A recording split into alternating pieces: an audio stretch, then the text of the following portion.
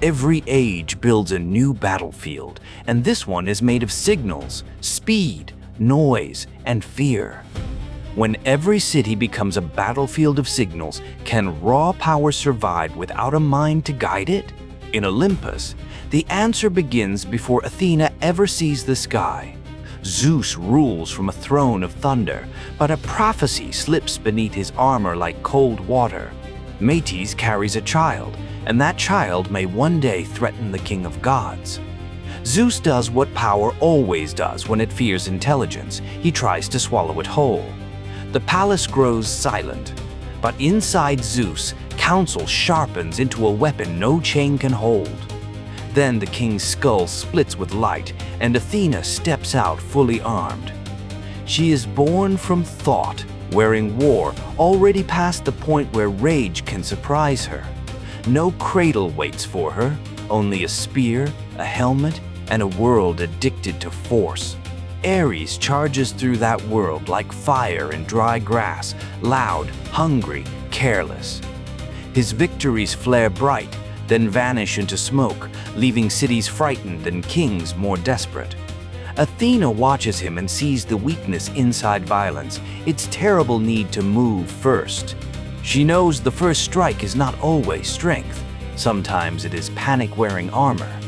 So she waits, and the gods mistake stillness for softness until the next contest begins. Beneath the Acropolis, a city waits for a guardian, and two powers step forward. Poseidon lifts his trident, and the earth shudders beneath the watching crowd. Salt water bursts from stone, glittering and wild, a sign that feels like conquest. The people stare at the miracle, hearing ships, storms, and dominion roaring inside it. Then Athena kneels, presses her hand to the earth, and gives them an olive tree. It does not roar, it grows, offering food, oil, wood, light, trade, and memory.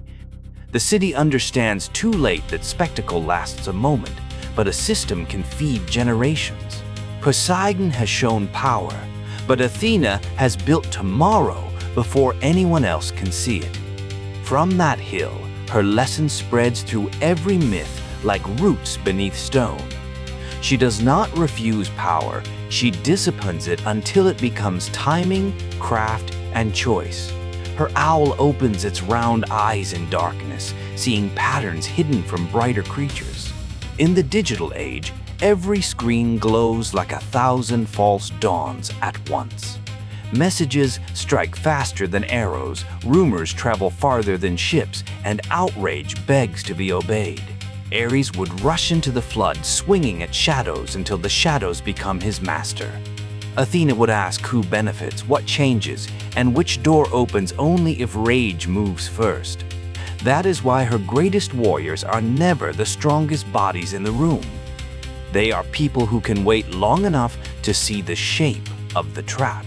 On a beach far from home, Odysseus wakes beneath a strange sky and hides his name. Athena stands near him in disguise, studying the man who survives by reading danger sideways. She does not carry him home like a helpless child in divine hands. She gives him concealment, timing, a changed face, and the patience to become invisible. His enemies feast inside his house, certain that noise and numbers have already won. But Athena teaches him that a door, a rumor, and a silence can become weapons. Beside him, Telemachus trembles at the edge of manhood, watched by men who smell weakness. Athena does not give the boy thunder. She gives him posture, mission, and a voice. A household begins to shift because one young man learns where to stand. Power changes hands before any blade rises, because attention has already changed sides. In Troy, another storm gathers inside Achilles, hotter than the war around him. His hand reaches for violence, and the whole Greek camp leans toward disaster. Athena descends in a flash unseen by most, seizing the moment before rage becomes history. She restrains him, and the greatest warrior alive is saved from his own first impulse. The battlefield does not need less strength. It needs strength delayed. by judgment. That delay is invisible, so fools call it weakness until it changes the war. Again and again, Athena finds heroes at the instant before force makes them stupid. Diomedes receives courage sharpened by sight, and suddenly the chaos around him has edges. Heracles receives direction, because muscle without a path only circles its own hunger. Perseus receives the strangest gift of all, a polished shield bright enough to lie truthfully. Medusa cannot be faced directly because some powers destroy those who stare without mediation. So Perseus looks through reflection, and survival depends on the angle of seeing. Athena's shield becomes the first screen, teaching that information must be filtered to be useful. The monster is defeated by distance, tool, restraint, and a mind refusing the obvious view. That ancient image now flickers inside every phone held too close to the face. Look directly at every horror, every lure, every crafted panic, and the mind hardens. Look through the right surface with discipline, and the deadly image becomes readable. Athena knows craft is not decoration, it is intelligence made touchable. In her hands, weaving is strategy, each thread crossing another at the needed time. A city is woven the same way: laws, roads, rituals, markets, and shared memory. Break the pattern, and strength becomes a mob searching for a target. Hold the pattern, and even anger can be led away from the edge. That is why Orestes does not vanish into endless revenge beneath Athena's gaze. Old fury crowds the air around him, demanding payment, demanding another turn of the knife. Athena does something more dangerous than punishment. She builds a place for judgment. Vengeance enters the city as a storm and leaves as law. The old world of retaliation is not destroyed by force, it is outmaneuvered by institution. This is Athena's deepest war, the war against cycles that feed on themselves. It is also the war of the digital age, where every crowd can become a weapon.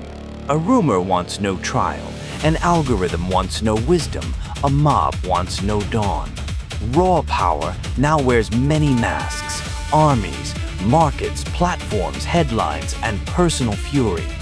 It moves fast because speed feels like truth when fear is already awake. But speed is not sight, and volume is not command. Ares still bellows inside every feed, demanding reaction before understanding can raise its shield. Poseidon still strikes the rock, offering dazzling surges that vanish into salt. Athena plants the slower thing, a durable root in a field of flashing storms. She mentors the next hand, sharpens the next tool, and waits for the exact hour. Her victories are easy to miss because they arrive before catastrophe becomes visible. The city that does not burn, the war that does not spread, the lie that fails quietly. These are her trophies, unseen by those who only count broken gates. At the edge of the modern night, Athena stands above a city of glass and blue light. Below her, billions of signals race like sparks, each one begging to become destiny. She does not shout over them, she listens until their pattern gives itself away. Then the owl turns its head, and the spear lowers only when the moment is right. Raw power survives only when it kneels to disciplined judgment. Athena wins because she makes strength think before it strikes. And in the age of information, the sharpest weapon is still the mind that refuses to be rushed.